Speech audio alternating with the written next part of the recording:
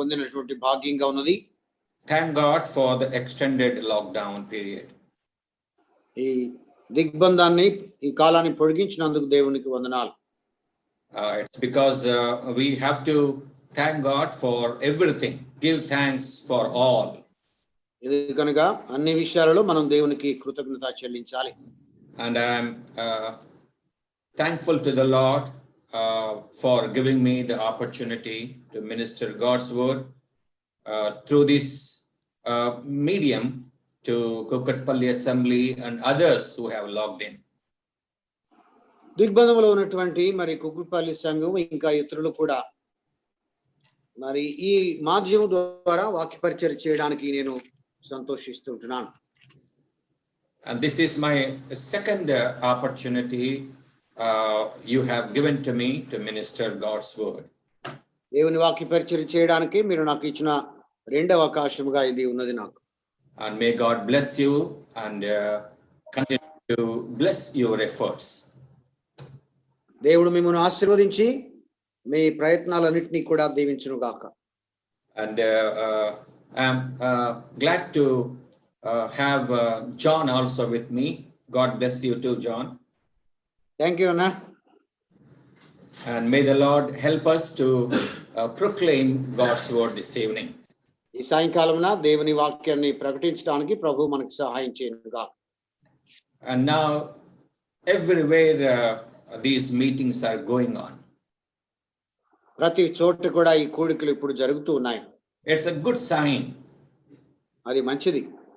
In every corner, particularly in India and in Andhra, precisely each and every corner such meetings are going on. మన దేశంలో ప్రత్యేకంగా ఆంధ్రలో ప్రతి స్థలం ముందు కూడా ఈ విధమైన కూడికలు జరుగుతూ ఉన్నాయి. Because I see so many messages, Zoom meeting there and here, and he is speaking and the others are speaking everywhere. ప్రతి స్థలంలో కూడా మరి జూమ్ మీటింగ్ ఏర్పరచుకొని ఎవరెవరు వర్తమానం అందిస్తున్నారనే వర్తమానం నాకు అనేకులు పంపిస్తున్నారు. I think the word of God is being preached these days during this lockdown period more than ever. మునుపు ఎన్నటికంటే కూడా ఎక్కువగా ఈ దిగ్బంధ కాలంలో దేవుని వాక్యం ఎక్కువగా ప్రకటించబడుతున్నదని నేను అనుకుంటున్నాను. And we are sure of one thing, that the Lord has something in his mind. ప్రభు తన మనసులో ఒక ఉద్దేశం కలిగి ఉన్నాడనేది మనం నిశ్చయంగా ఎరుగుదాం. That's the reason why the word is being preached everywhere. అందుచేతనే ప్రతి స్థలం ముందు కూడా వాక్యము బోధించబడుతోంది. And many are logging in and hearing God's word. అనేకులు మరి ఇందులో ప్రవేశం పొంది దేవుని వాక్యాన్ని వింటూ ఉన్నారు. But what I understand through the scriptures, whenever the word is preached, there is a purpose behind it. వాక్యము ప్రకటించబడిన ప్రతి సందర్భంలో కూడా దాని వెనుక ఉద్దేశం ఉన్నట్లు మనం ఎరుగుదాం. We should be very careful and cautious while doing or organizing such Zoom meetings, that we do not do anything for vain glory. ఇలాంటి జూమ్ కూడికలు మనం చేయించుంటుండగా వ్యర్థమైనటువంటి అతిశయం కొరకు మనం చేయకుండా ఉండడానికి జాగ్రత్త పడాలి. It should not create any kind of competitive spirit. ఇది మనలో ఒక పోటీతత్వాన్ని కల్పించకూడదు. When the word of God is presented, it demands results. దేవుని వాక్యం ప్రకటించబడుచుండగా ఫలితము కోరుకునేదిగా వాక్యం ఉన్నది. We know that as we read in book of Isaiah, God himself has said, when my word proceedeth out of my mouth, it shall accomplish its task. యెషయా గ్రంథంలో రాయబడిన మాట మనం ఎరుగుదాం. నా నోటి నుండి మరి మాట వెలువడిన తోడనే అది దాని ఫలితాన్ని లేక దాని పనిని నెరవేర్చేదిగా ఉన్నది అని. It will not return to him in vain. వృధాగా అది తిరిగి వెనుకకు రాదు. It will perform its task. దాని పనిని అది నెరవేరుస్తుంది. This is my prayer these days, very sincerely, that the Lord may deal with each one of us. ఈ దినాలలో ప్రభు మన ఒక్కొక్కరితో కూడా పని చేయాలని నేను నిశ్చయంగా ప్రార్థిస్తున్నాను. We know that scripture portion very well in 2 Timothy chapter 3, where Paul says why the word of God is given to us. రెండవ తిమోతి పత్రిక 3వ అధ్యాయంలో దేవుని వాక్యం మనకు ఎందుకు ఇవ్వబడిందో పౌలు చెప్పినది మనం ఎరుగుదాం. 3:16 and 17, it demands results.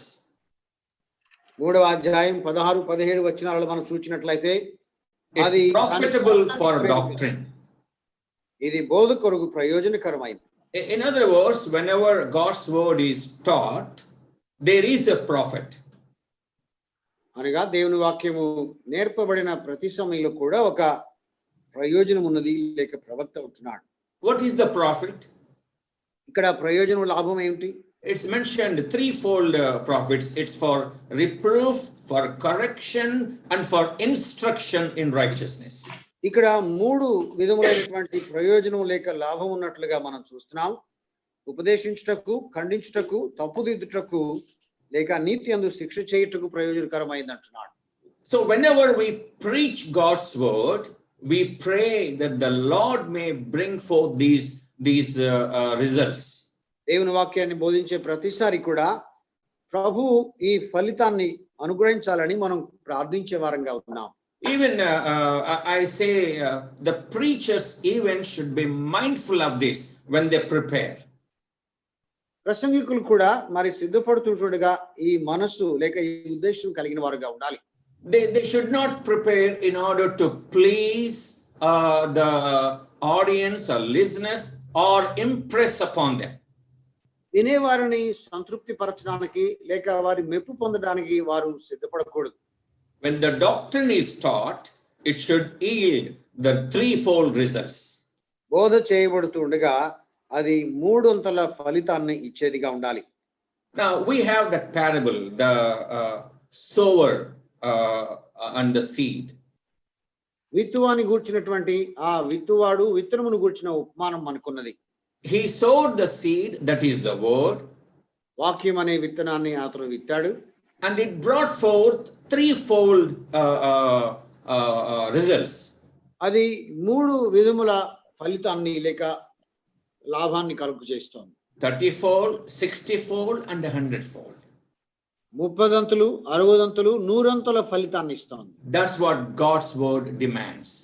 దేవుని వాక్యం కూడా అదే కోరేదిగా ఉంటుంది. And may the Lord help us this evening through the meditation of this word, and we may search ourselves, examine ourselves, and rectify before the Lord. వాక్య ధ్యానం ద్వారా ప్రభు మనతో ఈ సాయంకాలం మాట్లాడాలని, మనము కూడా మన జీవితాలు పరీక్షించుకునే వారమై దిద్దుకునే వారముగా ఉండాలని ఈ సాయంకాలంలో నేను కోరుకుంటున్నాను. I remember speaking to Kukatpalli Assembly first time on Psalm 91. 91వ కీర్తనను గురించి మొట్టమొదటిగా కుకుట్పల్లి సంఘంతో మాట్లాడింది నా జ్ఞాపకం ఉన్నది. Where we heard about God's protection. దేవుని యొక్క కాపుదలను గురించి అక్కడ మనం విన్నాం. Now the Spirit of God put in my mind to speak on Psalm 19. దేవుని ఆత్మ 19వ కీర్తనను గురించి మాట్లాడాలనే భారం నాకు కలుగు చేశాడు. At that day it was 91 and today it is 19. ఆ దినమున 91వ కీర్తన మనం ధ్యానించాం. ఈ రోజు 19వ కీర్తనను ధ్యానిద్దాం. This is a wonderful psalm. ఇది అద్భుతమైన కీర్తన. I know that many of you would have preached on this psalm. వీళ్ళు అనేక మంది ఈ కీర్తనను ఆధారంగా ప్రసంగాలు చేసి ఉంటారని నాకు తెలుసు. And we know that we heard so many mighty speakers speaking on this. ఈ కీర్తన ఆధారంగా మరి గొప్ప ప్రసంగికులు చేసిన బోధలు కూడా మనం ఎరుగుదాం. But I am speaking from my personal daily meditation. నా అనుదిన వ్యక్తిగత ధ్యానము నుండి నేను మాట్లాడుతున్నాను. And this psalm speaks in the beginning itself, it speaks about the glory of God. ప్రారంభంలోనే ఈ కీర్తన దేవుని మహిమను గురించి మాట్లాడుచున్నది. In other words, creation declares the glory of God. మరొక రీతిగా చెప్పాలంటే సృష్టి దేవుని మహిమను వివరిస్తుంది. When we apply this fact to regenerated believers, తిరిగి జన్మించినటువంటి విశ్వాసులకు మరి ఈ సత్యాన్ని అన్వయించుకున్నప్పుడు and we are regenerated in order to declare his glory. ఆయన మహిమను ప్రకటించే దాని కొరకై వివరించే దాని కొరకై తిరిగి జన్మించిన వారంగా మనం ఉన్నాం. That's what Peter says in his epistle. పేతురు తన పత్రికలో ఆ మాటలు చెప్తున్నాడు. We are delivered from the darkness unto the light in order to proclaim his attributes. ఆయన ఔన్నత్యాన్ని ప్రకటించే దాని కొరకై చీకటి నుండి మనం వెలుగులోనికి విడిపించబడిన వారంగా ఉన్నాం. In other words, creation is there glorifying God. మరొక రీతిగా చెప్పాలంటే సృష్టి దేవుని మహిమపరచుచూ ఉన్నది. It does glorify God silently. మౌనముగా అది దేవుని మహిమపరుస్తోంది. We are here on the face of the earth. భూమి మీద మనం ఉన్నాం. No matter wherever you are. మీరు ఎక్కడున్నా సరే. But we are here to glorify God. దేవుని మహిమపరచడానికి మనం ఇక్కడ ఉన్నాం. How we have to glorify God? ఎలాగ దేవుని మనం మహిమపరచాలి? And as I mentioned, we are regenerated according to the book of Titus. We are regenerated by word of truth. తీతు పత్రిక ప్రకారం మనం గమనించినట్లయితే వాక్య సత్యము ద్వారా మనము తిరిగి జన్మించిన వారంగా ఉన్నాం. And David says in 119, the word quickens. 119వ కీర్తనలో దావీదు చెప్తున్నాడు వాక్యమే మనలను బ్రతికించింది అని. Thank God for the day you and I were born again. నీవు నేను తిరిగి జన్మించిన ఆ దినము కొరకై దేవునికి వందనాలు. It was not based on any other incident, but purely by God's word. అది దేవుని వాక్య ద్వారా మాత్రమే గాని మరి ఏది దేని వలన కూడా మనలో ఆ మార్పు జరగలేదు. The word has revived us. వాక్యము మనలను జీవింప చేసింది. Therefore we are here to glorify God. అందుచేత దేవుని మహిమపరచడానికి మనం ఇక్కడ ఉన్నాం. Now I have meditated upon these things. What I'm going to speak to you is that sevenfold ministry of God's word. నా ధ్యానములో నుండి మీతో మాట్లాడదలిచింది ఏమిటంటే దేవుని వాక్యములు కలిగి ఉన్నటువంటి 7 విధములైనటువంటి పరిచరణ గురించి. Totally based on this psalm. ఈ కీర్తన ఆధారంగా 7 to 14 verses. 7 నుండి 14 వచనాలలో May the Lord help us to understand this truth. ఈ సత్యములు అర్థం చేసుకోవడానికి ప్రభువు మనకు సహాయం చేయనుగా. May the Lord speak to our hearts. ప్రభువు మన హృదయాలతో మాట్లాడునుగాక. Okay. Now, this passage 7 to 14 verses, I gave a title like the message of word of God. 7 నుండి 14 వచనాలకు నేను పెట్టుకున్న పేరు ఏంటంటే దేవుని వాక్యం యొక్క వర్తమానం. Okay, verse 7. 7వ వచనం. In verse 7, part 1. 7వ వచనంలోని మొదటి భాగం The law of the Lord is perfect. యెహోవా నియమించిన ధర్మశాస్త్రము యథార్థమైనది. Now we know that in 119 Psalm, there are 10 different usages used for God's word. 119వ కీర్తనలో దేవుని వాక్యానికి ఉపయోగించబడినటువంటి పర్యాయ పదాలు 10 ఉన్నాయి. And 1 or 2 are used here, like a law, and the second part testimony, and the other verse we will go to judgment is there, and in the other verse we have a statute. So all these speak about God's word.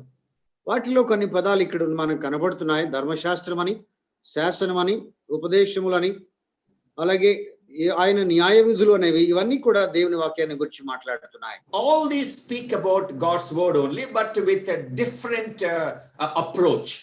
ఇవన్నీ కూడా దేవుని వాక్యాన్ని గురించి మాట్లాడుతుంటుండగా వేరు వేరు దృక్పథాలతో ఇవి మనకు మాట్లాడేవిగా ఉన్నాయి. What is the first point? మొదటి విషయం ఏంటి? The law of the Lord is perfect. యెహోవా ధర్మశాస్త్రము యథార్థమైనది. What exactly the law talks about? ధర్మశాస్త్రము దేని గురించి మాట్లాడుతుంది? And it talks about the law means unchangeable law. ఈ ధర్మశాస్త్రము ఎన్నటికీ మారనటువంటిది. You cannot make any amendments to it. ఈ ధర్మశాస్త్రానికి మీరెవరు కూడా ఏం మార్చలేరు. You know, we have a constitution in our country, and all of them have constitutions. అన్ని దేశాలు అలాగే మన దేశం కూడా మరి కాన్స్టిట్యూషన్ కలిగి ఉన్నాం. The good, we are governed based on the constitution. దాని ఆధారంగా మనం కూడా నడిపించబడే వారం లేక ఏలబడే వారంగా ఉంటున్నాం. But there is a facility in the constitution based on the need. It can be amended. There are some amendments. అయితే మన రాజ్యాంగంలో ఉన్నటువంటి ఒక వెసులుబాటు ఏమిటంటే అవసరమైతే అందులో ఉన్నటువంటి కొన్ని విషయాలు మార్చుకోవడానికి అవకాశం ఉంది. It should be for the welfare of the people of the country. అది దేశ ప్రజల క్షేమం కొరకుగా మార్చాలి. But what about God's law? అయితే దేవుని ధర్మశాస్త్రం విషయం ఏమిటి? It is perfect. అది యథార్థమైంది. Where do you make an amendment? It means it needs to be amended because it's not perfect. మార్చుకోవాల్సిన అవసరం ఉన్నది ఎందుకు అంటే అది సరిపోయిందిగా లేదు కనుక దాన్ని మార్చవలసిన అవసరం అనేది వస్తుంది. But God's law is perfect. It cannot be amended. ఇది దేవుని ధర్మశాస్త్రము యథార్థమైంది, అందుచేత దానిని చాలం. This is the law of God. ఇది దేవుని ధర్మశాస్త్రం. Okay, it is perfect. ఇది యథార్థమైంది లేక పరిపూర్ణమైంది. Therefore, you cannot amend it. అందుచేత దానిలో మార్పులు మీరు చేయడానికి వీలు లేదు. You cannot dilute it. దానిని బలహీనపరచడానికి కూడా అవకాశం లేదు. You cannot change God's word. దేవుని వాక్యాన్ని మీరు మార్చజాలరు. You cannot amend it according to your need. నీ అవసరానికి తగినట్లుగా దాన్ని మలుచుకొని దాన్ని తక్కువ చేయకూడదు. Since it is perfect, what it does in the next line, the law of the Lord is perfect, it converts the soul. దేవుని ధర్మశాస్త్రము యథార్థమైనది, అది ప్రాణమును తెప్పరిల్ల చేయును అని మనకు తెలుగులో ఉన్నది. Okay, it refreshes in Telugu, but in the authorized version, it converts the soul. Authorised version లో ఆ తర్జుమాలో ఏమన్నదంటే ఆత్మను అది మార్చేదిగా ఉన్నది అనే భావం ఉన్నది. In other words, from worst state to a better and better and better state. మరొక రీతిగా చెప్పాలంటే దయనీయమైనటువంటి స్థితి నుండి మేలైనటువంటి స్థితికి అది మార్చేదిగా ఉంది. It converts step by step. క్రమముగా ఒక్కొక్క మెట్టుగా ఆ మార్పు తీసుకొని వచ్చేదిగా ఉన్నది. It converted me on the day of my salvation. రక్షించబడిన దినమున ఆ వాక్యము నన్ను మార్చింది. It keeps on converting me every day. ప్రతి దినము కూడా నన్ను మార్చేదిగానే వాక్యం ఉన్నది. My dear brothers and sisters, that should be the conversion what the Lord expects of us. ఏ సహోదరి సహోదరులారా, ప్రభు మనలో కోరుచున్నటువంటి మార్పుగా ఈ మార్పు ఉన్నది. We may read God's word hours together. గంటల కొద్ది దేవుని వాక్యాన్ని మనం చదవచ్చు. We may have meetings like these all through the day. ప్రతి దినము లేక దినమంతా కూడా ఇలాంటి కూడికలు మనం కలిగి ఉండవచ్చు. I may be a preacher or eminent speaker. ఒకవేళ మరి పేరుగాంచిన బోధకునిగా నేను ఉండవచ్చేమో. But if I am not converted according to God's word, it is all vain. దేవుని వాక్యానికి తగినట్లుగా నేను మార్పు పొందలేని వాడిగా ఉన్నట్లయితే ప్రయోజనం లేదు. God's word expects us to convert. దేవుని వాక్యము మనలో మార్పు తీసుకురావాలని కోరుకుంటున్నది. Convert to perfection. ఇది పరిపూర్ణత వైపు అయినటువంటి మార్పుగా ఈ మార్పు ఉన్నది. Now we will read one verse which is a familiar verse to us. Romans chapter 12 verse 2. పరిచయమైనటువంటి ఒక వచనాన్ని మనం చదువుకుందాం. రోమీయులకు రాసిన పత్రికలో What it says? ఏం చెప్తుంది ఈ వాక్యం? This verse forbids us not to convert unto the word, but unto the image of God. ఈ లోక మర్యాద చొప్పున మనం మార్పు పొందే వరంగా కాకుండా దేవుని రూపములోనికి మనలను ఈ వాక్యం మార్చేదిగా ఉన్నదని చెప్తోంది. That's the reason why the Lord has chosen you and I for. అందుచేతనే దేవుడు నిన్ను నన్ను ఏర్పరచుకున్నాడు. We know that Romans 8:29 speaks about that. రోమపత్రిక 8వ అధ్యాయంలో ఆ వచనం ఆ సంగతి And తెలిపేది మనకు తెలుసు. he wants us to transform unto the likeness of the Lord Jesus. ప్రభువైన యేసుక్రీస్తు రూపములోనికి మనల్ని ఆయన మార్చాలని కోరుతున్నాడు. If we transform unto the likeness of the world, ఈ లోకపు మరి ఆ రూపములోనికి ఒకవేళ మనల్ని మార్చిన కలిగినట్లయితే, so there will be a world in your personal life, and it will enter into family life, and that will be clearly seen in the assembly life also. నీ జీవితంలో ఈ ప్రపంచము ప్రవేశించి కుటుంబంలో కూడా ఉన్నది అందరికీ కూడా అది కనబడేదిగా ఉంటుంది తేటగా. That we need to be very careful. మనం చాలా జాగ్రత్తగా ఉండాలి. This verse says to us that we transform by renewing our mind, which is the good thing and acceptable and perfect will of God. మన మనసు మారిన వారమై నూతనం పరచబడాలి అనేది దేవుని వాక్య ఉద్దేశం చేసే పనిగా ఉన్నది. అది దేవునికి అంగీకారమైనదిగా తగినదిగా మనకు ఉంటూ ఉన్నది. That is the very first benefit of God's word. దేవుని వాక్యం యొక్క మొట్టమొదటి మేలు అది. It is perfect and it converts. ఇది యథార్థమైనది, ఇది మార్పు తీసుకువచ్చేటువంటిది. And this is my prayer as the word is being preached everywhere through this Zoom, and people may understand why the Lord has put us in this situation. Zoom ద్వారా వాక్యం ఈ రీతిగా ప్రకటించబడుతుండగా ప్రభు మనల్ని ఈ పరిస్థితుల్లో ఎందుకు ఉంచాడో అనేది ప్రజలు అర్థం చేసుకోవాలనేది నా ప్రార్థన. Instead of converting to God, the Lord's image, we are converting into the worldliness. ప్రభు రూపములోనికి మనం మార్పు పొంది ఎదిగేదానికి బదులు ఈ లోక రూపములోనికి మనం మారే వారంగా ఉంటున్నాం. I'm very sorry to say that. ఆ విషయం చెప్పడానికి నేను ఎంతో చింతిస్తున్నాను. Okay. Now come to the same verse, the second benefit, same verse, verse 7. ఈ 7వ వచనంలోని 2వ మేలు చూడండి. The testimony of the Lord is sure. యెహోవా శాసనము నమ్మదగినది అంటున్నాడు. Now here the other word is used for God's word, that is the testimony. దేవుని వాక్యానికి ఉన్న మరొక పదం ఇక్కడ ఉపయోగించబడింది, అదేంటంటే యెహోవా శాసనం. What is the testimony? ఈ శాసనం ఏమిటి? Testimony means what the Lord has done to me. దాని అర్థం ఏంటంటే దేవుడు నాకు ఏమి చేశాడు అది. What God's word has done to me, rather that is appropriate. What God's word has done to me. మరొక రీతిలో చెప్పుకోవాలంటే దేవుని వాక్యము నా విషయంలో ఏం జరిగించింది అనేది. Or other words, God's promises are sure for me. అనగా దేవుని యొక్క వాగ్దానములు నా ఎడల అవును అనేవి నిశ్చయముగా ఉన్నాయి. It's the testimony, it is sure. ఆ శాసనము నమ్మదగినటువంటిదిగా ఉన్నది. And we have no doubt it at all. దీని విషయమై ఏ సందేహము మనకు లేదు. Now what does it do? అదేం చేస్తుంది?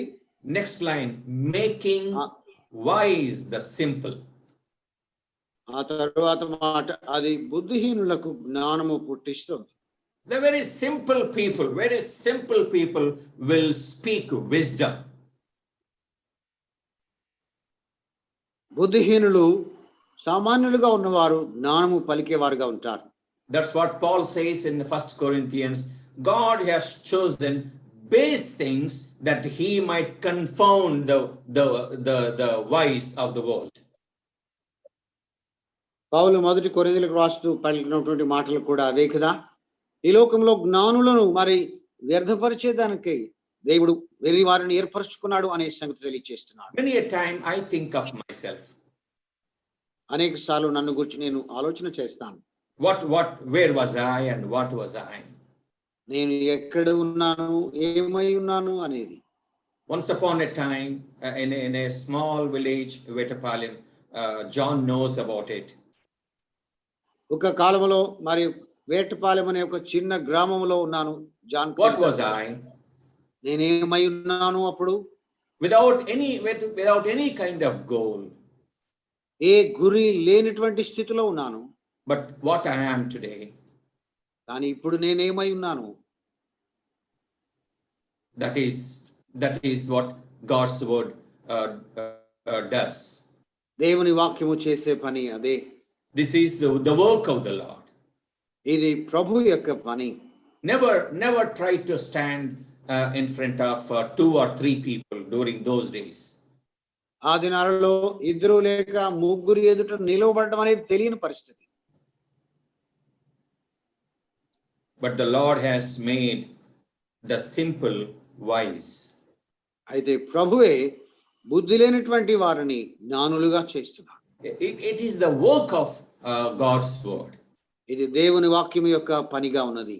Now, as the line says, the testimony of the Lord is sure, making wise the simple. Now, I myself testify that. యెహోవా శాసనము నమ్మదగినది, అది బుద్ధిహీనులకు జ్ఞానము పుట్టించునట్లుగా దానికి నేనే నిదర్శనంగా సాక్ష్యంగా ఉన్నాను. We will read 119 Psalm. 119వ కీర్తన చూడండి. We will go to a familiar verse again. ఒక పరిచయమైన వచనాన్ని చూద్దాం. Verse 130, 130. 130వ వచనం. What it says? ఏమున్నది అక్కడ? The entrance of thy words giveth light. It giveth understanding unto the simple. నీ వాక్యములు వెల్లడి అవుట తోడనే వెలుగు కలుగును, అవి తెలివి లేని వారికి తెలివి కలిగించును. It gives understanding unto the simple. తెలివి లేని వారికి ఆ వాక్యము తెలివినిచ్చేవిగా ఉన్నాయి. First of all, we should allow God's word to enter inside. దేవుని వాక్యం మనలో ప్రవేశించడానికి మనం అంగీకరించాలి. You know, we hear and leave so many things. అనేక సార్లు విని విడిచిపెట్టే వారంగా ఉంటున్నాం. But when the Lord speaks to us, అయితే ప్రభు మనతో మాట్లాడుచుండగా we should think about it and commit our lives unto the Lord. మన జీవితాలను గురించి ఆలోచన చేసుకునే వారమై వాటిని ప్రభువుకి అప్పగించాలి. And it makes the simple wise. అది తెలివి లేని వారు లేక బుద్ధి లేని వారిని జ్ఞానులుగా చేస్తుంది. Now come to the third thing. మూడవ విషయానికి రండి. Verse 8. 8వ వచనంలో ఉన్నది. The statutes of the Lord are right. Jehovah ఉపదేశములు నిర్దోషమైనవి. There is one more usage here for the word of God, the statute. దేవుని వాక్యానికి మరొక పర్యాయ పదం ఇక్కడ ఉపయోగించాడు, అదే ఉపదేశం అనేది. Statute means it is like a portrait in our mind. ఉపదేశం అంటే మన మనసులో ఒక ఆ స్తంభము లాంటిదిగా కట్టడగా అది ఉంటూ ఉన్నది. Now, for instance, when we go to book of Daniel, while Belshazzar was having a feast, దానియేలు గ్రంథానికి మనం వెళ్తుండగా బెల్షెజరు విందు ఏర్పాటు చేసుకున్నప్పుడు the hand of the Lord wrote something on the wall. దేవుని యొక్క ఆ వ్రేలు గోడ మీద కొంత వ్రాసినట్లుగా It was like a portrait.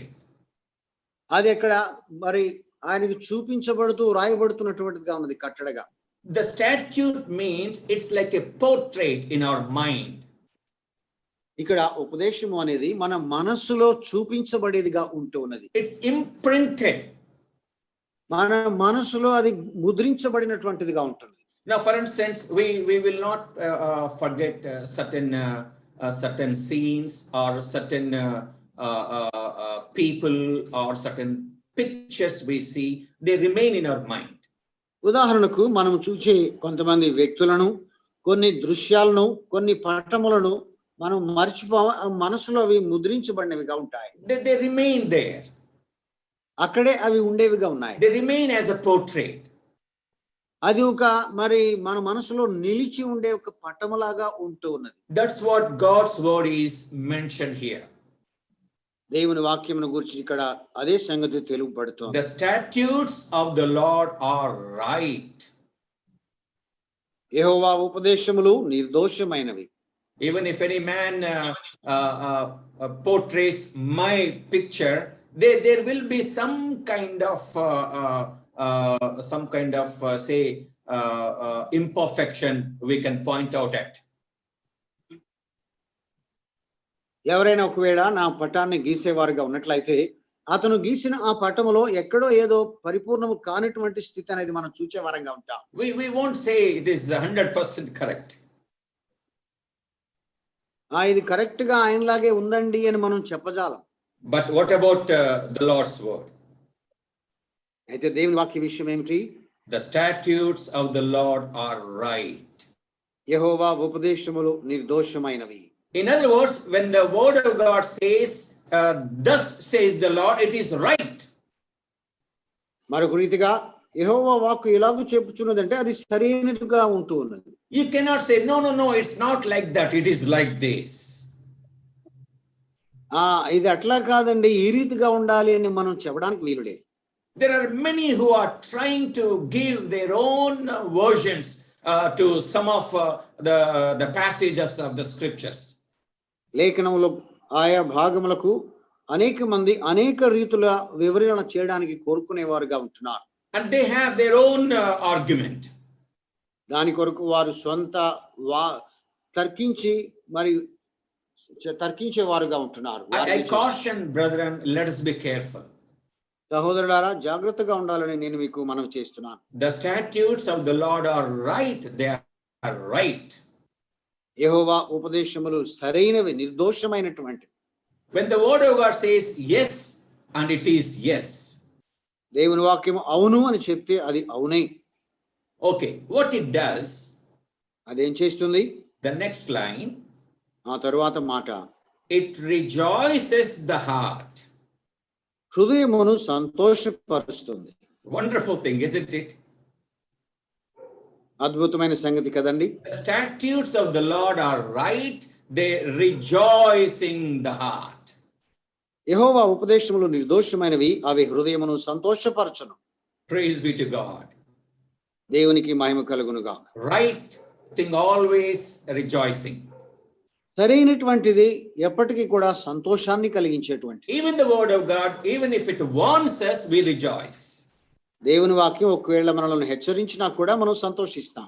If it points out at our weakness and warns us, we rejoice. మన బలహీనతను చూపి మనల్ని హెచ్చరించినప్పటికీ మనం సంతోషిస్తాం. And we must say, Lord, thank you for pointing out at my weakness. ప్రభువా, నా బలహీనత చూపినందుకు నీకు వందనాలు అని మనం చెప్పాలి. Thank you for dealing with me. నాతో నీవు పని చేసినందుకు వందనాలు అని చెప్పాలి. You know, there are many areas we do not know. We think that everything is right. అన్ని విషయాలలో మనం సరిగా ఉన్నాం అనుకుంటాం, మనకు ఎరుగుని వారంగా ఉంటున్నాం. But when the word of God deals with us, అయితే దేవుని వాక్యం మనతో మాట్లాడుచుండగా, and we humble ourselves, మనము దీనులం అవుతుండగా, and rededicate our lives, మన జీవితాలు తిరిగి దేవునికి సమర్పించుకుంటుండగా, what a rejoicing it is. ఎంత సంతోషం కలుగుతుందండి. We will go to another familiar verse in the book of Jeremiah. ఇర్మియా గ్రంథములో మరొక పరిచయమైన మాట చదువుదాం. Chapter 15, 15వ అధ్యాయం verse 16. 16వ వచనం. 15:16, very familiar verse. Thy words were found, and I did eat them. Thy word was unto me the joy and rejoicing mine heart. For I am by thy name, O Lord God of hosts. 15వ అధ్యాయం 16వ వచనం మనం ఎరిగినటువంటి వచనం. నీ మాటలు నాకు దొరుకుగా నేను వాటిని భుజించుతుని, సైన్యములకు అధిపతియగు యెహోవా దేవా, నీ పేరు నాకు పెట్టబడిన గనుక నీ మాటలు నాకు సంతోషమును, నా హృదయమునకు ఆనందమును కలుగు చేయుచున్నది. Okay, thy word was unto me the joy. నీ వాక్యము నాకు సంతోషము కలిగించేది. And there is a definite article here. Thy word was unto me the joy. నీ మాటలు నాకు సంతోషమును కలిగించేదని In other నిశ్చయంగా words, చెప్పేది. there is no other joy than the word of God gives to us. ఇంకొక రీతిగా చెప్పుకోవాలంటే దేవుని వాక్యము తప్ప మరొక సంతోషము ఏది కూడా లేదు. Rejoicing mine heart. నా హృదయమును ఆనందము కలుగు చేయుచున్నది. It's not just an outward expression It's an inward experience. ఇది బయటకు మాత్రమే చెప్పే స్థితి కాదు, కానీ ఆంతర్యము నుండి పొందే అనుభవం. You know, whenever we hear good messages, we go and say, "Lord, brother, thank you so much. The wonderful word." మంచి వర్తమానములు మనం విన్నప్పుడు వెళ్ళి, సహోదరుడా చక్కని వాక్యం అందించారయ్యా, మీకు వందనాలని చెప్తాం. We appreciate them. వారిని అభినందిస్తాం. There's nothing wrong in that. అందులో తప్పులేదు. But there is a danger also. అందులో ప్రమాదం కూడా ఉంది. You know, usually I say this. Once upon a time, Dr. Billy Graham, in one of his crusades, he gave a very good, powerful message as usual. నేను చెప్తుంటాను, మరి Billy Graham గారు ఆయన చేసిన క్రూసైడ్ లో ఒకసారి మరి చక్కని వర్తమానం మామూలుగానే ఇచ్చారు. And immediately after the message, he went into the chamber. వర్తమానం అయిపోగానే ఆయన తన గదిలోనికి వెళ్ళారు. One man who was very much excited and overwhelmed by the scripture, the message, he came and shook his hand and said, "Brother Billy Graham, thank you. Wonderful word." ఆ వర్తమానం ఎంతో ఆనందించిన ఒక వ్యక్తి ఆయన దగ్గరికి వెళ్ళి, బిల్లీ గ్రహం గారు ఎంత చక్కని వాక్యం చెప్పారయ్యా అని చేయి కరచాలనం చేశారు. And Dr. Billy Graham said, "You are the second to say so." Billy Graham గారు చెప్తూ, అయ్యా ఈ మాట పలికిన వారిలో నీవు రెండవ వాడవు అన్నాడు. And that man got a shock and looked here and there, but nobody was there. అతనికి షాక్ అయింది, అటు ఇటు చూచాడు, ఎవరు కనబడలేదు. And Dr. Billy Graham understood his feelings and said, "The devil has already told me." Doctor Billy Graham గారు అతని భావన గుర్తించిన వాడే, ఇంతకు ముందే సాతానుడు నాతో పలికాడు ఈ మాట అని చెప్పాడు. No, the devil also deceives. ఆ సాతాను మోసపరుస్తాడు కూడా. Of course, he is a deceiver. అతడు మోసగాడు కదండి. Let us be careful, the preachers. కనుక బోధకులమైన మనం జాగ్రత్తగా ఉందాం. And we get satisfied, you know, after preaching. Yeah, I think I did a good job. They will say, "You did a good job." Then I say, "I think I did a good job." బోధ చేసిన తర్వాత మనం అనుకుంటాం, ఇది మంచి బోధ ప్రసంగం చేసిన అనుకుంటాం. సాతానుడు కూడా దాన్ని చెప్పేవాడుగా ఉంటాడు. Let's be careful. కనుక జాగ్రత్తగా ఉందాం. Let us rejoice in my heart. It's హృదయమందు heart, not an outward expression. బాహ్యముగా చెప్పుడు మాత్రమే కాకుండా హృదయములో ఆనందించే స్థితి కలిగి ఉందాం. We know when heart rejoices. హృదయం ఎప్పుడు ఆనందిస్తుందో మనం ఎరుగుదాం. It's very difficult to satisfy the heart, isn't it? హృదయాన్ని తృప్తిపరచడం కష్టమైన పని కదా. It's a very, very, very difficult thing. చాలా కష్టమైన పని. You know, I know my heart for the past many years. అనేక సంవత్సరాలుగా నేను నా హృదయాన్ని ఎరుగుదును. It keeps on deceiving. నన్ను ఎప్పుడు మోసం చేస్తూనే ఉంటుంది అది. That is one of the properties of the heart. హృదయం కలిగి ఉన్న లక్షణాలలో అది ఒక లక్షణం. It keeps on deceiving according to God's word. దేవుని వాక్యం చెప్పినట్లుగా హృదయం మోసం చేస్తూనే ఉంటుంది. Who can satisfy heart? హృదయాన్ని ఎవరు తృప్తిపరచగలరు? Who can make heart merry? హృదయాన్ని ఎవరు ఆనందం పొందేలాగా చేయగలరు? Here Jeremiah says, "It is God's word." ఇక్కడ యిర్మీయా చెప్తున్నాడు, దేవుని వాక్యమే ఆనందింపజేస్తుందని. It rejoices my heart. నా హృదయము నీ వాక్యమును బట్టి ఆనందిస్తుంది అంటున్నాడు. In other words, when you go to preach, I'm talking to preachers, when you go to preach, first of all, you must have a rejoice in the heart of God's word which you have received of the Lord. బోధకులకు నేను ఒక మాట చెప్తున్నది ఏమిటంటే, నీవు బోధ చేయడానికి వెళ్తూ ఉంటుండగా ప్రభువు నీకు ఇచ్చినటువంటి ఆ తలంపు, ఆ ధ్యానమును బట్టి హృదయంలో నీవు ఆనందించే అనుభవం కలిగిన వాడుగా ఉండాలి. That's what Charles Spurgeon has said. Charles Spurgeon గారు చెప్పింది అదే. And I came to know about later Silas Fox also. He always joyful while preaching. It's because the fullness of God's word. Silas Fox గారిని గురించి కూడా నేను విన్నది ఏమిటంటే, బోధ చేసే ప్రతిసారి కూడా ఎంతో ఉత్సాహముతో ఆయన ఉండేవాడు. ఎందుకంటే ఆయనకు హృదయములో వాక్యము కలుగు చేసిన ఆనందాన్ని బట్టి. So the statutes of the Lord are right. they rejoice the heart. కనుక యెహోవా ధర్మము ఆ యెహోవా ఉపదేశములు నిర్దోషమైనవి, అవి హృదయమును సంతోషపరచును. And I come to the fourth point in the same verse. తర్వాత నాలుగో మాట చూడండి. In verse 8, the second part. 8వ వచనంలో రెండవ భాగంలో, The commandment of the Lord is pure. యెహోవా ఏర్పరచిన ధర్మము నిర్మలమైనది. This is again another usage, the commandment. వాక్యమునకు మరొక పదంగా ఇక్కడ చెప్తున్నాడు ఆయన, ధర్మము అనే మాట లేక ఆజ్ఞ. What does it mean? What does it mean to say the commandment? ఈ ధర్మం లేక ఆజ్ఞ అంటే ఏమిటి అర్థం? It is particularly used in the armed forces. సైన్యంలో వారి మధ్య ఇది ఎక్కువ ఉపయోగించబడేదిగా ఉంది. There would be a commander. ఆజ్ఞ ఇచ్చేవారు కూడా ఉంటాడు, commander. His word is a command. అతని చెప్పే మాట ఒక ఆజ్ఞగా ఉంటుంది. No one can say no.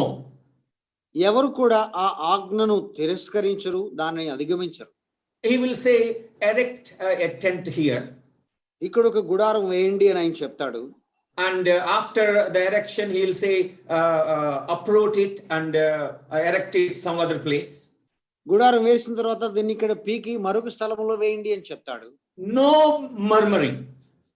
ఎవరు కూడా సణుగరు. Nobody will say, what sir, you decide where to erect first of all. Nobody will say. ఎందుకయ్యా నీవు ఇక్కడ మొదటగా వేయమని కోరావు అని ఎవరు కూడా నోరు తెరిచి మాట్లాడరు. You know why? ఎందుకో తెలుసా? He is the commander. ఆయన ఆజ్ఞ ఇచ్చేవాడు, కమాండర్ గనుక. His word is a commandment. ఆయన వాక్యము అలాంటి ఆజ్ఞగా ఉంటున్నది.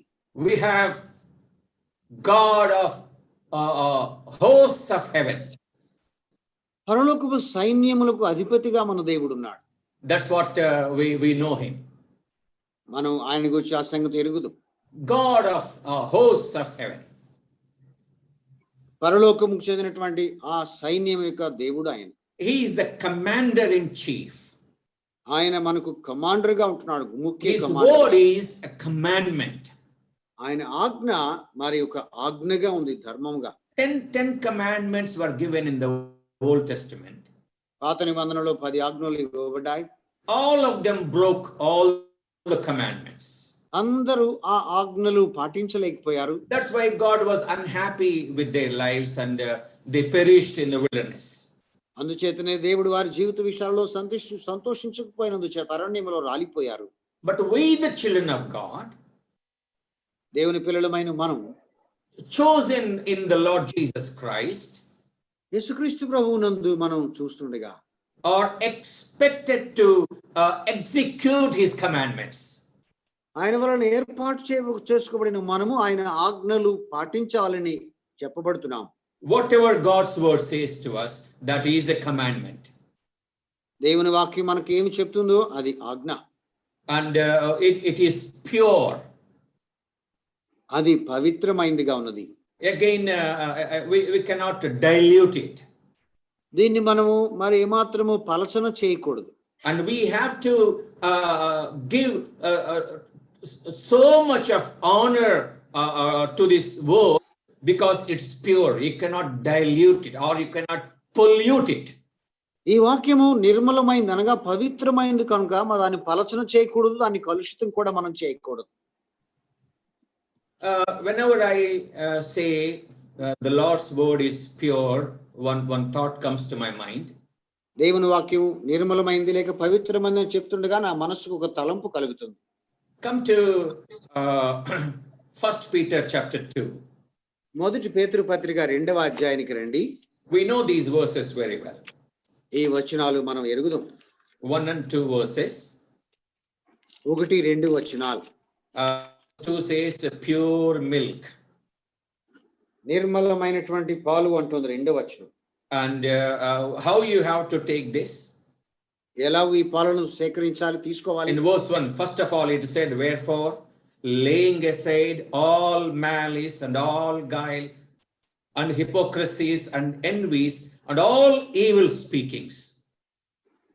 మొదటి వచనంలో చెప్తున్నాడు, సమస్తమైన దుష్టత్వము, సమస్తమైన కపటము, వేషధారణ, అసూయ, సమస్త దూషణ మాటలను మానాలి అంటున్నాడు. You have to put all these things aside first of all. మొదటిగా వీటన్నిటిని కూడా విడిచిపెట్టాలి, ప్రక్కన పెట్టాలి. Now, there is no meaning in reading the scripture while having all these inside. వీటన్నిటిని హృదయంలో కలిగి దేవుని వాక్యం చదివితే ప్రయోజనం లేదు. I give an example. ఒక ఉదాహరణ నేను చెప్తాను.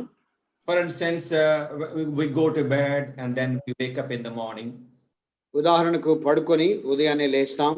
There are many who take a bed tea without even brushing. లేవగానే పళ్ళు కూడా తోముకోకుండా టీ తాగేవారు కొందరు ఉంటారు. And some drink milk. In North India, there are many who drink milk. I don't know if anybody is drinking milk without brushing. ఉత్తర భారతదేశంలో చాలా మంది పాలు తాగేవారుగా ఉంటారు, బ్రష్ చేసుకోకుండా. నాకు తెలియదు, ఎవరైనా ఉన్నారేమో. Okay. Now, if you take a pure milk in the morning without brushing, brush చేసుకోకుండానే నిర్మలమైన పాలు ఉదయాన్నే తీసుకున్నట్లయితే, as you drink, they are polluted. తాగుచూ ఉంటుండగా అవి కల్మషం పొందేవిగా ఉంటున్నాయి. Because there is bacteria in the mouth. ఎందుకంటే నోటిలో బ్యాక్టీరియా, సూక్ష్మ క్రమాలు ఉన్నాయి. It won't remain pure. అందుచేత అది కలుషితం అయిపోతుంది, పవిత్రంగా ఉండదు. So that's what Peter says here. పేతురు ఇక్కడ అదే చెప్తున్నాడు. You desire a sincere milk, that is pure milk. నిర్మలమైన పవిత్ర పాలను మీరు కావాలని కోరుకుంటున్నారు, that you may grow in the Lord. ప్రభునందు ఎదిగే దాని కొరకాయి. But first of all, you need to put away all these 5 unwanted things in the lives. దానికంటే ముందుగా జీవితంలో ఉండకూడనటువంటి ఈ 5 విషయాలు మీరు ప్రక్కన పెట్టేవారుగా ఉండాలంటున్నాడు. All malice, సమస్త దుష్టత్వం, guile, కపటం, hypocrisies, వేషధారణ, envies, అసూయ, and all evil speakings. సమస్త దూషణ మాటలు. My dear brothers and sisters and my friends, those who are listening to me, ప్రియ సహోదరి సహోదరులారా, ఆ మాటలు వింటున్నటువంటి స్నేహితులారా, as long as we possess these 5 unwanted habits in our life, make sure the word of God will not benefit to you. మన జీవితాలలో ఉండకూడనటువంటి ఈ 5 మనం కలిగి ఉన్నాము అంటే దేవుని వాక్య ప్రయోజనాన్ని మనం పొందలేమని గుర్తించండి. So the commandment of the Lord is pure. Come back to Psalm 19. The commandment of the Lord is pure. కనుక 19వ కీర్తనకు తిరిగి రండి. దేవుని యొక్క ఆజ్ఞ నిర్మలమైంది లేక పవిత్రమైంది. Okay, what it does? ఏం చేస్తుంది అది? Next line, enlightening the eyes. అది నీ కన్నులకు వెలుగునిచ్చును. Oh, lovely thing it is. ఎంత రమ్యమైన సంగతి అండి. Our eyes need to be enlightened. మన కన్నులకు వెలుగింపబడే స్థితి కావాలి. We need to have a focus. దృష్టి, ఆ గమనం మన మీద ఉండాలి. Our eyes should constantly watch the Lord Jesus. మన నేత్రములు ఎప్పటికీ యేసుక్రీస్తు ప్రభువుని చూడాలి. That's what the apostle who wrote book of Hebrews says. Hebrew పత్రిక రాసిన అపోస్తలుడు చెప్తున్నది కూడా అదే. Focus on the Lord Jesus. ప్రభువైన యేసుక్రీస్తు మీద మీ గమనాన్ని, దృష్టిని ఉంచండి. He is our forerunner. ఆయన మనకంటే ముందుగా వెళ్ళిన వాడు. He is our high priest. ఆయన మన ప్రధాన యాజకుడు. He is our redeemer. ఆయన మన విమోచకుడు. We must focus on him. మన దృష్టి ఆయన మీద నిలపాలి. Our eyes should be open. మన కన్నులు తెరవబడాలి. Once we are enlightened, we should keep our eyes open. కన్నులు తెరవబడినప్పుడు కన్నులను అలాగే తెరచిన వారంగా ఉండాలి. What does it mean? దీని అర్థం ఏంటి? J.I. Packer, an eminent Bible scholar, said like this. J.I. Packer అనే ఒక బోధకుడు ఇలాగ చెప్పాడు. Every Bible student should be like a watchman in his life, in his family, in his assembly, that he may keep his eyes open, that no intruder comes in. ప్రతి Bible విద్యార్థి కూడా తన సొంత జీవితంలో, కుటుంబ జీవితంలో, సంఘ జీవితంలో ఒక వాచ్మెన్ లాగా ఎవరు కూడా లోపలికి ప్రవేశించకుండా నిరోధించడానికి కనిపెట్టి ఉండేవాడుగా ఉండాలి అన్నాడు. It means no false doctrine or no heathen practice enter. అనగా ఏ అన్య పద్ధతి కానీ తప్పు బోధ కానీ లోపలికి ప్రవేశించకూడదు. Paul, while praying to the church at Ephesus, prayed like this.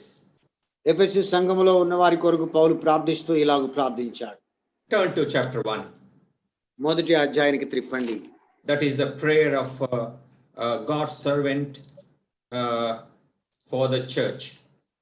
ఇది సంఘము కొరకై దైవజనుడు చేసిన ప్రార్థన. Verse 18 says in the prayer starts verse 15 onwards.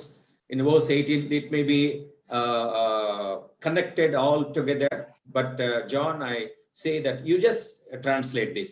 Your eyes of understanding being enlightened. 15 వచనం నుండి ప్రార్థన ప్రారంభమవుతుంది. మనకు తెలుగులో 17 ప్రారంభంలో ఉన్నది, మీ నేత్రములు వెలిగింపబడినందున అనే మాట. Eyes of your understanding, look at that. Me మనోనేత్రములు Not just eyes of your understanding. కనులు మాత్రమే కాదు, మీరు గ్రహించే ఆ స్థితికి మేలుకొలుపు కలగాలి. We have eyes, we see everything. కనులున్నాయి, అంతా మనం చూస్తాం. Now I see my own picture here in the computer. ఇక్కడ కంప్యూటర్లో నా సొంత పటం నాకు కనబడుతుంది. I have my eyes. నా కనులున్నాయి. I see everything. అంతా సమస్తం చూస్తాను. But what about eyes of understanding? ఈ గ్రహించే ఆ దానికి వెలుగు కలగడం అంటే, ఆ నేత్రానికి వెలుగు కలగడం అంటే ఏమిటి? That's what Psalm 19 talks about. 19వ కీర్తన దాని గురించే మాట్లాడుతుంది. When the eyes of our understanding is opened and మనకు జ్ఞానము కలిగించే ఆ కన్నులు తెరువబడినప్పుడు we understand the ways of the Lord. దేవుని యొక్క మార్గములు అర్థం చేసుకుంటాం. David prayed several times, Lord, open mine understanding that I may see the wonderful things of thy word. దావీదు అనేక సార్లు ప్రార్థన చేశాడు, ప్రభువా నా గ్రహింపును తెరువుమయ్యా, మీ సంగతులు మీ వాక్యము గ్రహించుట కొరకై అని చేశాడు. May the Lord open our eyes. అలాగే ప్రభు మన నేత్రములు తెరుచునుగాక. We may understand the plan of God. దేవుని పథకాన్ని మనం అర్థం చేసుకునే దాని కొరకై. We may understand his plan for each and every one of us. మనలోని ప్రతి ఒక్కరి కొరకు ఆయన కలిగి ఉన్న ఆ ప్లాన్ ని అర్థం చేసుకునే దాని కొరకై. We may understand his plan for the church. సంఘము కొరకు ఆయన కలిగి ఉన్న ప్లాన్ ని మనం అర్థం చేసుకునేలాగున. We may understand his plan for the family. కుటుంబ విషయంలో ఆయన ప్లాన్ మనం అర్థం చేసుకునేలాగున. We honor the commandment of the Lord. ఈ ధర్మశాస్త్రం ఇచ్చే ఆజ్ఞను మనం గణపరుద్దాం. Come to the fifth one. 5వ విషయానికి రండి. Verse 11. 11వ వచనం. Verse 11 says, moreover, by them means, in verse 9, the second part, judgments of the Lord are true. వాటి వలన అంటున్నాడు. ఈ వాటి వలన 9వ వచనంలో తెలియజేస్తున్నాడు, ఆయన న్యాయ విధులు సత్యమైనవి అని. Okay. Another word is used here, judgments of the Lord. దేవుని న్యాయ విధులు అనేది వాక్యానికి మరొక పదం. They are true and righteous altogether. అవి సత్యమైనవి, న్యాయమైనవి. Why the word is mentioned judgment here? ఇక్కడ న్యాయ విధులు అని ఎందుకు ఉపయోగించాడు వాక్య పదం? For instance, if you go to an advocate to talk to him about a case, ఉదాహరణకు ఒక కేసు గురించి మాట్లాడడానికి అడ్వకేట్ దగ్గరికి వెళ్తే, you will see him in his chamber with so many books behind him. ఆయన గదిలో ఆయన వెనుకాల ఎన్నో పుస్తకాలను మీరు చూస్తారు. When after hearing your case, me case విన్న తర్వాత, then he'll pick up a particular book ఏదో ఒక పుస్తకం తీసుకుంటాడు అక్కడి నుండి, and refer to a similar case and read the judgment thereof. ఇలాంటి మరొక కేసును గురించి ఆ గ్రంథంలో నుంచి తీసుకొని అక్కడున్న తీర్పును చదువుతాడు. And based on that judgment, he will take up the case. ఆ తీర్పు ప్రకారంగా ఇతడు వాదించడానికి తయారవుతాడు. So that's why here the judgment is used for God's word.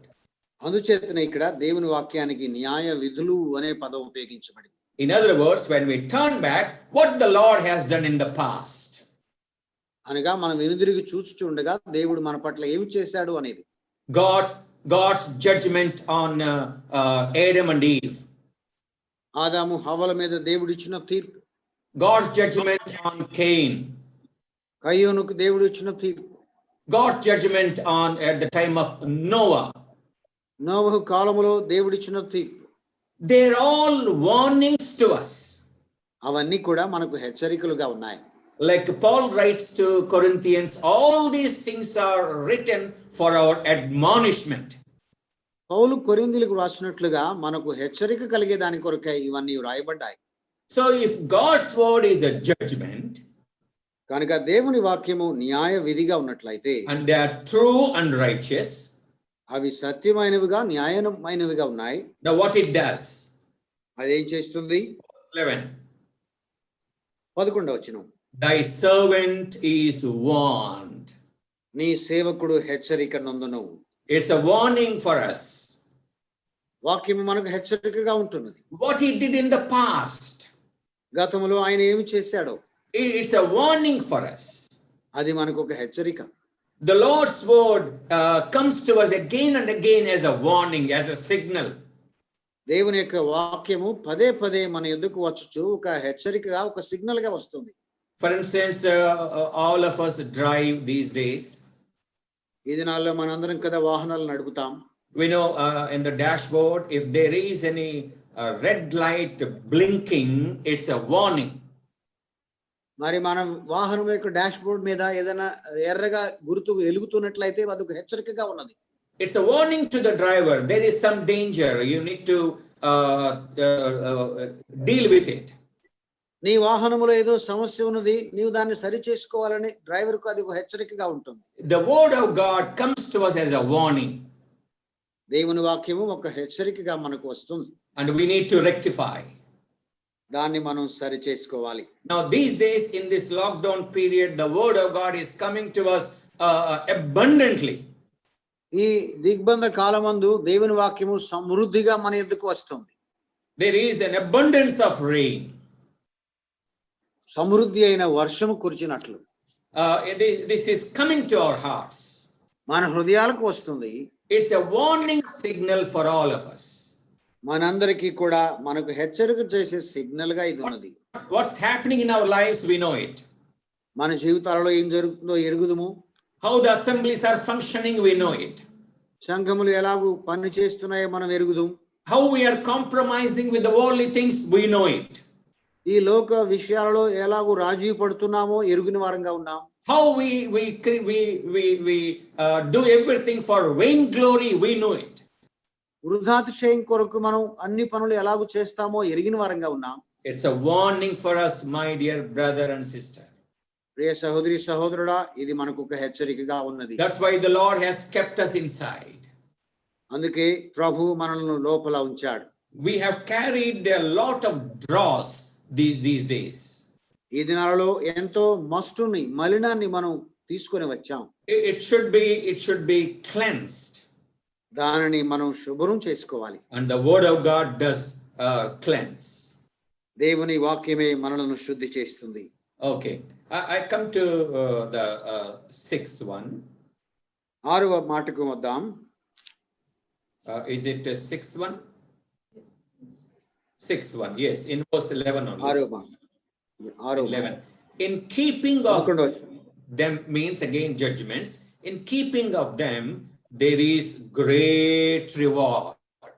వాటిని గైకొనుట వలన, అనగా ఆ న్యాయ విధులు పాటించడం వలన గొప్ప లాభము కలుగుతుంది. Oh, praise be to God.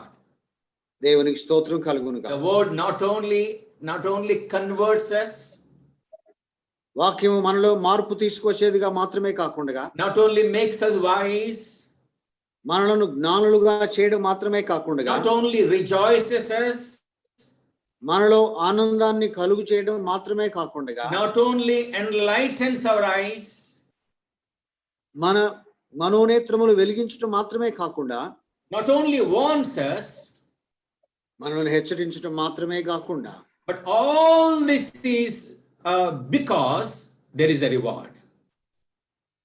ఇదంతా కూడా ఒక బహుమానం ఉన్నది కనుక అది కలుగు చేస్తుంది. The Lord doesn't want us to lose the reward.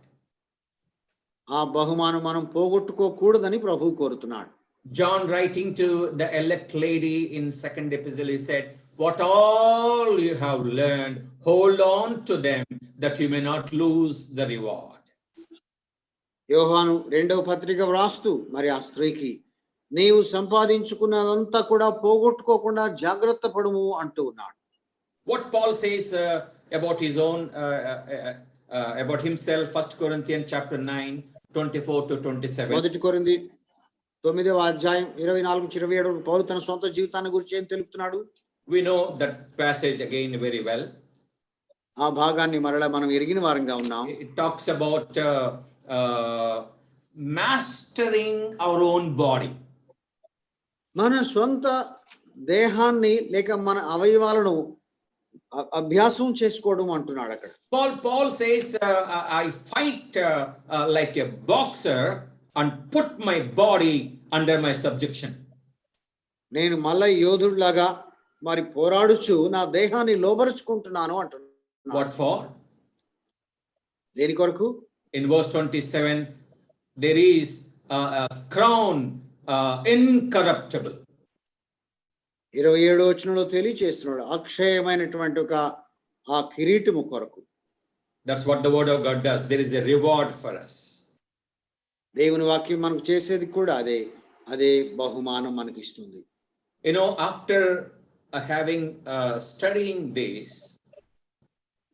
దీనిని ధ్యానించిన తరువాత and adopting all the facts about the word, వాక్యమును గురించిన ఈ సత్యములన్నిటినీ కూడా అన్వయించుకున్న తరువాత, you know, when we come to the last verse 7, verse 14, 14వ వచనానికి చివరి వచనానికి మనం వచ్చినప్పుడు, that is the 7th point. ఇది 7వ మాటగా ఇక్కడ మనం కలిగి ఉన్నాం దీన్ని. The words of our mouth and the meditation of our heart will be acceptable in the sight of God.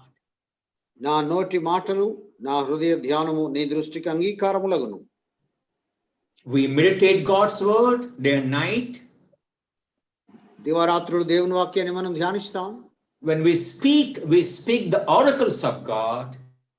మాట్లాడుచుంటుండగా దేవుని వాక్య సంగతులు మాట్లాడతాం. And he is delighted. ఆయన ఆనందించేవాడిగా ఉన్నాడు. My dear brothers and sisters, ప్రియ సహోదరి సహోదరులారా, that word is with you and with me. ఈ వాక్యము నీతో ఉన్నది, నాతో కూడా ఉన్నది. Let it work its course.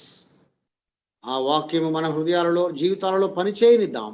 May God bless these thoughts. దేవుడి తలంపులు దీవించును గాక. God bless you all. మిమ్మల్ని అందరినీ దేవుడు ఆశీర్వదించును గాక.